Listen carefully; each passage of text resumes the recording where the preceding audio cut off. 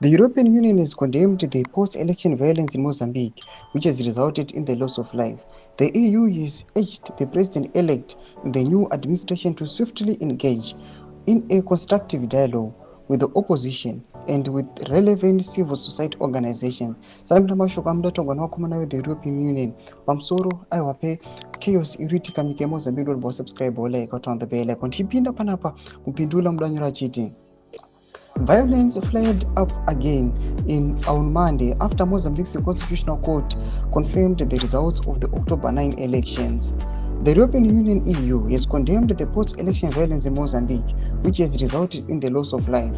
The EU has urged the president-elect to engage in a dialogue. Below is the statement released by the EU on December 24. The European Union (EU) takes note of the proclamation by the Constitutional Court of the results of the general elections held on 9 October, announcing Daniel Chapo as the President of the Republic of Mozambique. The EU is extremely concerned by the post-election violence and deplores the considerable loss of lives that occurred so far. We urge all sides to maintain restraint and refrain from any action that may further exacerbate tensions. We also call for accountability and justice to tackle instances of human rights violations.